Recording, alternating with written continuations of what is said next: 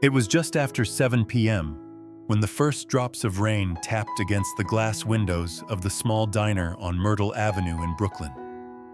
Thunder rumbled low and far away, like the sky itself was groaning from a heavy weight. Inside, the air buzzed with the clatter of plates, murmured conversations, and the shout of a cook calling out another order. Emily Carter stood by the coffee machine, her name tag slightly crooked, her ponytail fraying her sneakers soaked through after a 10-hour shift. Her body ached. Her hands trembled from caffeine and fatigue. Rent was overdue. Her mother's medicine bill sat unpaid in a drawer back home. And all she could do now was smile as she poured another cup of coffee for a man who didn't look up when she set it down. Then she saw him. It was just a flicker, a silhouette at the edge of the window. She squinted.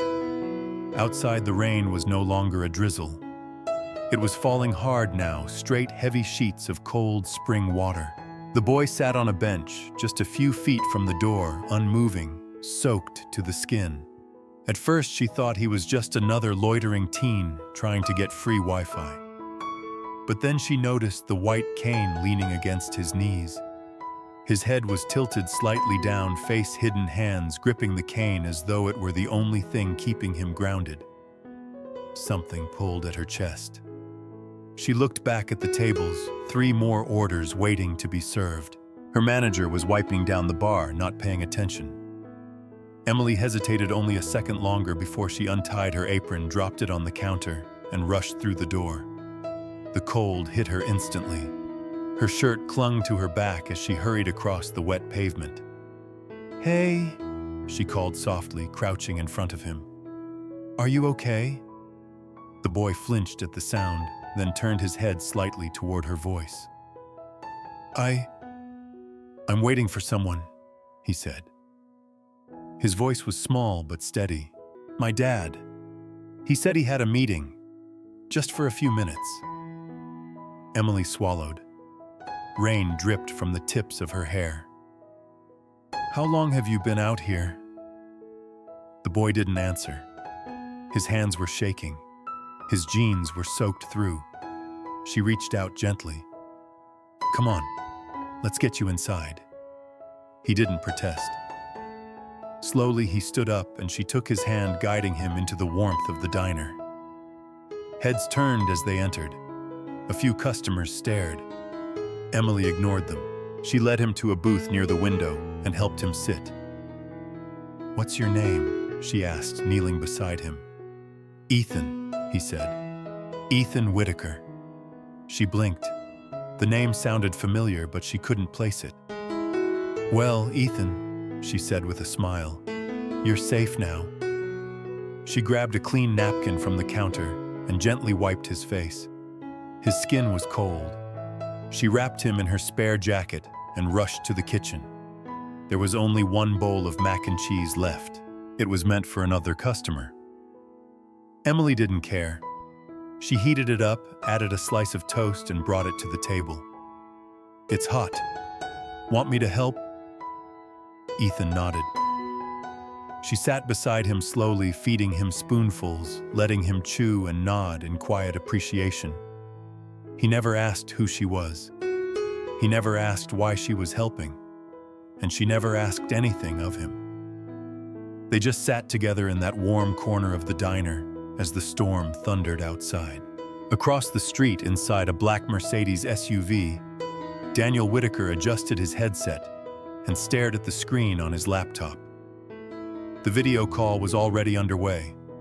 His assistant had patched in investors from Europe, Tokyo, and Los Angeles. Numbers scrolled in spreadsheets, projections, mergers, acquisitions. None of it touched him. Not really. He had sat in hundreds of meetings like this, made billions in decisions. But tonight, something tugged at the edge of his focus. He looked up. Through the windshield, he saw the bench. It was empty. His heart skipped. Where's Ethan? He looked toward the diner. Through the steamed-up glass, he saw them. A young woman, hair dripping wet, sat beside Ethan, feeding him carefully. Her hand moved with purpose and tenderness. She smiled when Ethan said something. She wiped his face like it meant something to her. Daniel closed his laptop without a word. His assistant's voice still buzzed in the background. He pulled off the headset and stepped out of the car. Inside, Emily looked up when the door opened. A tall man in a dark coat walked in. His face was sharp, unreadable, but his eyes were locked on the boy in the booth. He walked straight to them. "Ethan," he said. The boy turned, smiling. "Dad." Daniel exhaled. "I'm sorry," he said, crouching beside his son. He took Ethan's cold hand in his own. "I shouldn't have left you out there." Ethan didn't say anything. He just smiled again. Daniel turned to Emily. Their eyes met. "I don't know how to thank you," he said. She shook her head. "You don't have to. He was alone. It was raining." "Still," Daniel said, standing. "Most people would have walked by." Emily stood too. Her hands were still damp. "Well," she said softly, "I'm not most people." Daniel gave a small nod. Then he reached into his coat and took out a card. "This is my number, in case you ever need anything." Emily hesitated before taking it. "I won't," she said. He smiled faintly. "Still, just in case." Daniel took Ethan's hand. "Ready to go home?" Ethan nodded. "She gave me mac and cheese," he said. Daniel looked at Emily. "You made his night." They left. Emily watched them walk through the rain to the car. She stood by the window long after they were gone, her arms wrapped around herself, unsure why her eyes felt hot. That night in his penthouse overlooking Central Park, Daniel sat alone in his study. The lights of the city sparkled below. Ethan was asleep upstairs. Daniel stared at the business card on his desk, his own number now missing one from the stack. He remembered the girl's eyes, steady, honest. He picked up the phone and called his assistant. "I want you to find out who she is," he said. "The woman from the diner?" the assistant asked. "Yes," quietly. "I want to know everything." "Any particular reason?" Daniel paused, eyes still on the rain falling against the windows. "She helped my son," he said, "and she didn't ask for anything." 3 days passed. The rain had stopped, but in Emily's world, the clouds never quite lifted. She returned to her shifts at the diner like nothing had happened. No one mentioned the boy. No one remembered the moment. But she did. She couldn't forget the way his tiny hands had gripped the spoon, or the way he smiled with every bite of mac and cheese. She couldn't forget how cold his fingers had been, or the warmth that bloomed in her chest when he said, "Thank you, ma'am. You're very kind." Those words stayed with her, especially during the long nights when the fridge was empty and the landlord's text glowed like a threat fought on her cracked phone screen. Rent due in 48 hours, no delay. That evening, Emily returned to her studio apartment in Queens, a place so small she could touch the stove from her bed. The paint peeled from the corners. The ceiling fan squeaked every 3 minutes, and yet it was the only space that was hers. She threw her bag onto the mattress and collapsed beside it. Her shoes were soaked again. The leak near the window hadn't been fixed. She closed her eyes and let silence fill the room. Then came a knock. Not the impatient knock of the landlord, not the thud of a neighbor. This was gentle, measured. She stood, heart suddenly racing, and approached the door. She opened it slowly and froze. There he was, Daniel Whitaker, in person, in a tailored gray coat. His expression unreadable, but his eyes were kind. In his hand was a sealed envelope. He looked almost out of place in the crumbling hallway of her building. "Miss Carter," he said with a nod. Emily gripped the door tighter. "How do you know where I live?" "I asked someone to find out," he said honestly. "I hope that doesn't make you uncomfortable." She didn't answer, just stared. He held out the envelope. "May I come in?" Emily hesitated, then slowly stepped aside. Daniel entered and looked around. The room was clean but sparse. A small table, a single chair, a thin mattress on the floor. He didn't comment. Instead, he walked to the chair and sat, placing the envelope on the table. "I'm not here to offend you," he said quietly. "You helped my son when I failed to. That matters to me." Emily sat down on the edge of the bed, still watching him. "I didn't do anything special." "You did more than most," he replied. "You gave warmth, and you asked for nothing in return." Silence filled the space.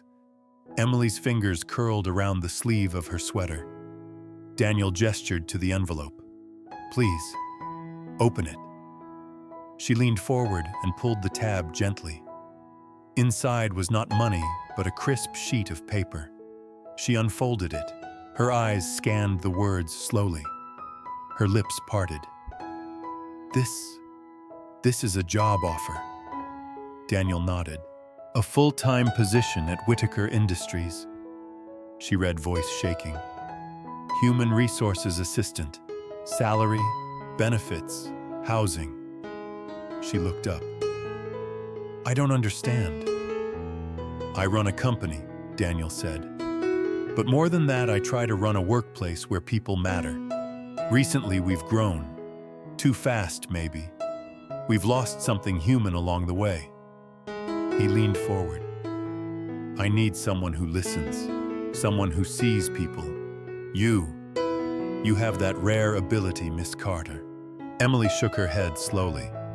"I'm not qualified. I didn't go to college, I have no degree. I wait tables." He nodded. "And yet you saw my son when I didn't. You brought him in from the rain. That's the kind of heart I want working with me." Tears welled in Emily's eyes. She blinked fast, but one slid down anyway. Daniel said nothing, just waited. Finally, Emily whispered, "I don't know what to say." "You don't have to say anything tonight," he replied. "Take your time. Think it over." As she looked back down at the paper, it felt unreal. Her mother's face flashed in her mind, tired, frail, waiting in a nursing home 2 states away. This job could help. It could change everything. But was it real? "Why me?" she asked again. Daniel gave her a small smile. "Because sometimes the world needs a reminder that kindness still matters. You reminded me." She nodded slowly. "Okay," she said. "Okay, I'll try." Daniel stood. "We'll have someone pick you up tomorrow, if you're ready." He turned to leave. But before he reached the door, Emily stood too. "Mr. Whitaker." He looked back. "Thank you," she said. Her voice cracked slightly. "For seeing me." He gave a single nod, then stepped into the hallway and disappeared down the stairs. That night, Emily barely slept. The next morning, a sleek black car waited outside her building. She stepped inside with a single bag. She hadn't told anyone. No friends, no manager, no landlord. As the car moved through the early Manhattan traffic, her fingers gripped the letter again. The official offer. Her heart beat faster with every block they passed. When they reached Whitaker Tower, her mouth fell open slightly. The building rose like a glass mountain into the sky. People in tailored suits moved quickly through the revolving doors. The lobby was bright, polished, and full of movement. She stepped inside. A woman at the front desk looked up. "Miss Carter." Emily nodded. "Welcome to Whitaker Industries." Her footsteps echoed on the marble floor as she followed the assistant through corridors lined with glass walls and polished steel. Every glance felt like a spotlight. People stared, whispered. Some nodded politely. Others didn't hide their confusion. Then she saw him. Frank Donovan. He stood at the end of the hallway, a clipboard in hand, his eyes sharp and assessing. He watched her closely as she passed, lips twitching into a smile that didn't quite reach his eyes. Emily's gut tightened, but she lifted her chin and walked forward. Daniel waited for her at the end of the hall. "You made it," he said. "Yes," she replied softly. "Come, let me show you around." As they walked, he explained her role, the training she'd receive, and the apartment that would be waiting for her by the end of the week. He didn't speak like a boss. He spoke like a man who believed in second chances. And for the first time in a very long time, Emily believed him. The days turned into weeks, and Emily adjusted quickly to life inside Whitaker Industries. Her mornings began in a glass-paneled office with neatly stacked files and quiet greetings from team members.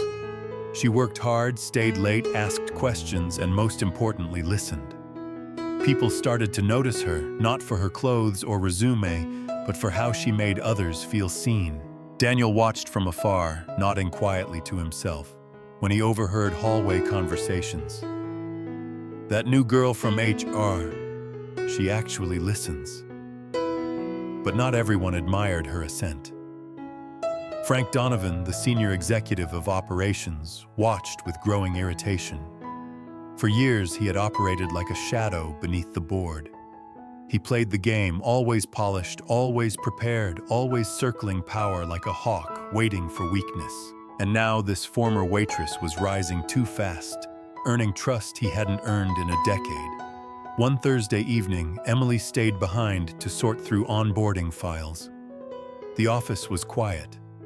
Outside, the city lights blinked against a velvet sky.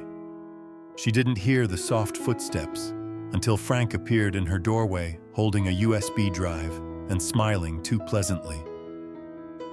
"Mind if I use your computer for a sec? Mine's updating, need to pull up a file from finance real quick," he said smoothly. Emily didn't think much of it. "Sure," she said, stepping aside. Frank plugged in the drive, typed quickly for less than a minute, thanked her, and walked away. She returned to her task, unaware of what had just been planted. 2 nights later, the storm broke. A company-wide email leaked confidential financial statements to an external address. The sender's name, Emily Carter. That morning, she was called to Daniel's office. His face was hard, his eyes unreadable. "Sit," he said quietly. He slid a printed copy across the desk. "This was sent from your login 2 nights ago, 9:17 p.m. Emily stared at the page. Her throat tightened. "I didn't send this. I swear, I wasn't even working on that file." Daniel didn't accuse. He just nodded, calm but cold. "I believe you, but the board won't. Not unless we find out who did." Emily's voice trembled. "Someone used my computer." Frank came in that night. He said he needed to check something quickly. "I didn't think." Her voice faded. Daniel stood. "Then we'll find proof. But until then, this stays between us." The next few days blurred. Emily avoided eye contact. People whispered. The warmth in the hallways turned cool again. Even the receptionist, who once smiled at her, now offered only polite nods. But Emily didn't run. Every evening she stayed late with Daniel, combing through security footage, system logs, timestamps, and access data. One night, as they sifted through the IT log history, Emily leaned closer and froze. "There," she whispered. 9:16 p.m. USB drive connected under Frank's login. 9:17. The email goes out. Then he logs out. Daniel's jaw clenched. He used your machine. He counted on you trusting him. Emily nodded, her hands shaking. He wants me gone. Daniel stood. Then we'll give him his moment. The following week, the board called a meeting special session to address the data leak. The room was tense, every chair filled, eyes sharp with judgment. Emily entered holding a single brown folder. She stood before the long table, heart pounding. I know why I've been called here, she began, her voice calm. You believe I compromised the company, but I didn't. A murmur rose. She opened the folder and placed the log files on the table. Someone else used my computer. Here's the access log, the time of the email, the USB drive, the login ID. She turned, eyes locking with Frank's. It was you. Frank scoffed, leaning back. That's absurd. You expect them to believe a waitress over a senior executive? Before she could respond, Daniel rose. They don't have to believe her, he said coldly. They can believe this security footage, timestamps, login audits, and this an internal memo Frank typed from her machine. He dropped another sheet on the table. Silence filled the room. One board member leaned forward. You tried to frame her. Another followed. You wanted her fired. Frank's face paled. He stammered, but no words came. Daniel turned to security. Escort him out. Effective immediately, Mr. Donovan is terminated for internal sabotage and ethical violations. As Frank was led out, Emily stood still, her breath caught in her chest. Daniel turned to her. You stood your ground. I see something in you the world needs. Emily's eyes stung, but she nodded. The room, once filled with suspicion, now watched her with something else, respect.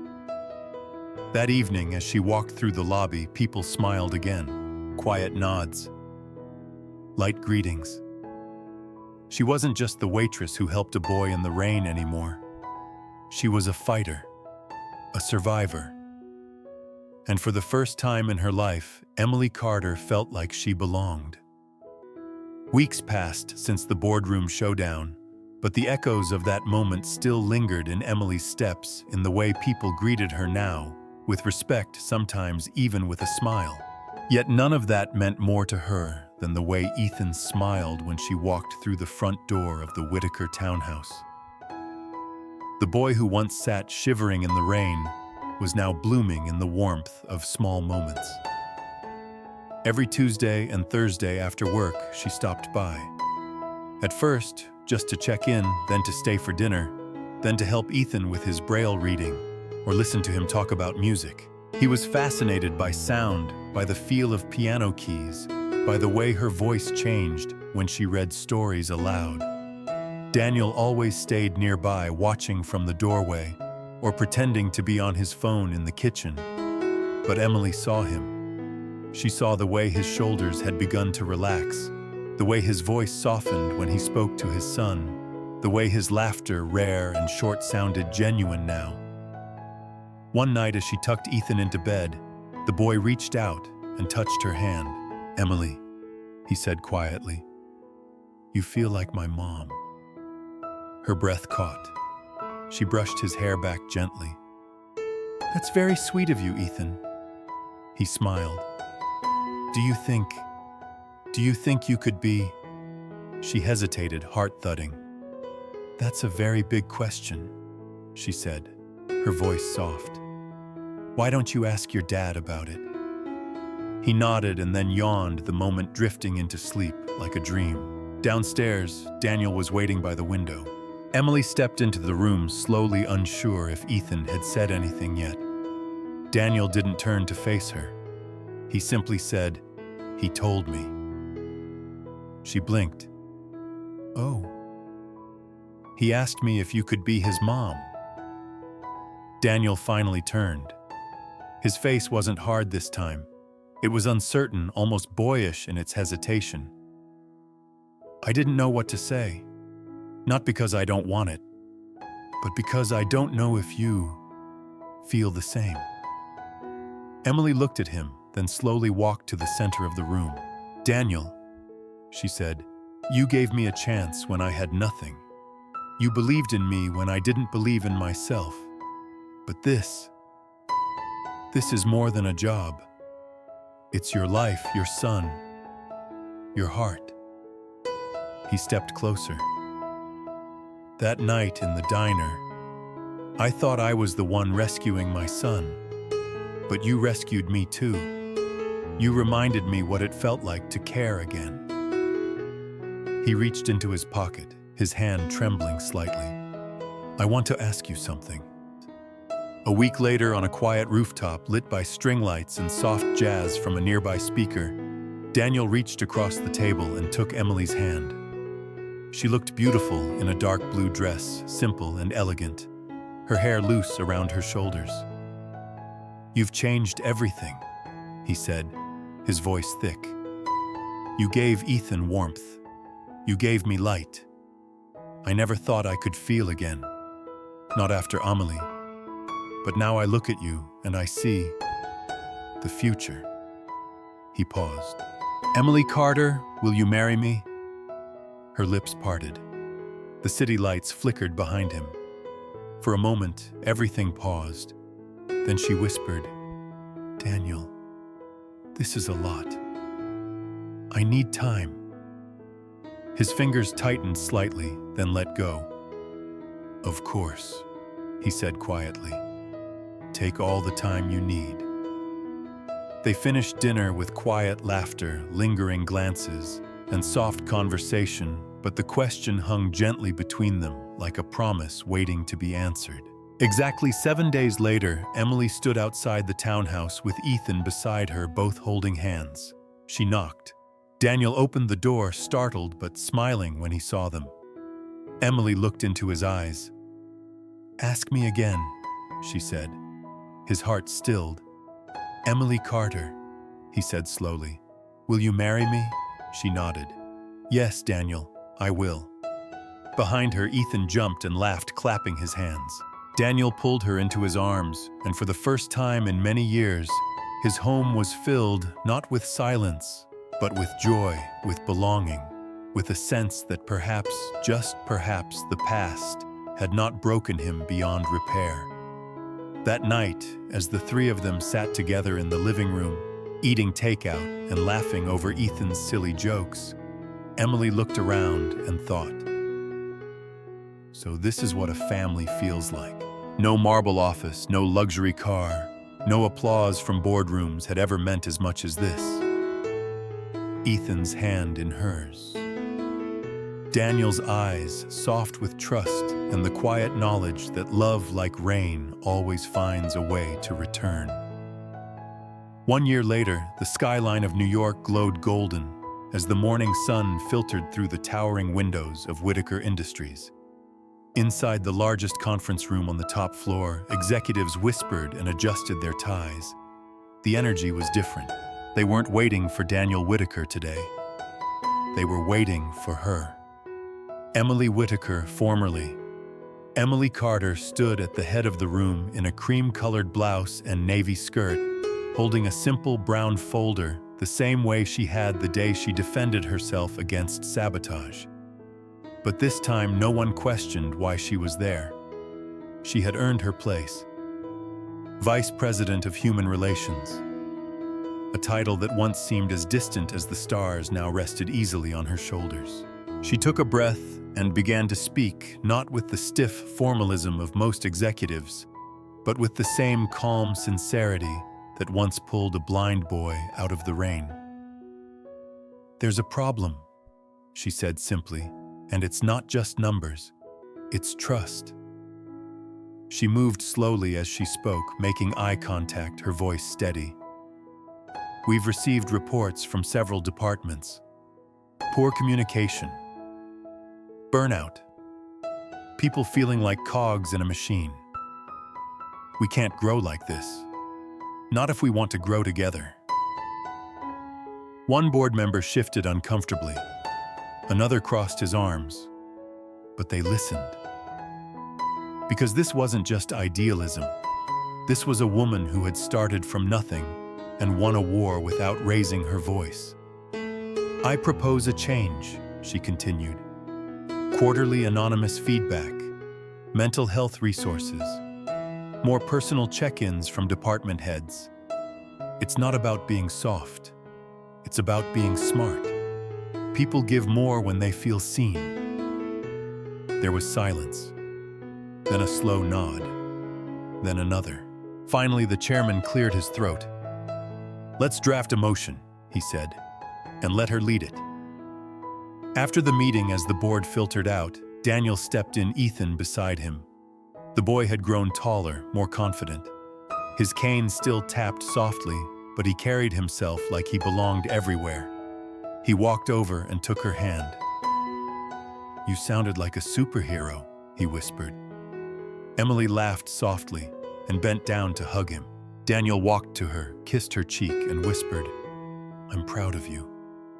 She looked into his eyes. "I couldn't have done it without you." He shook his head. "You did it long before I ever stepped in."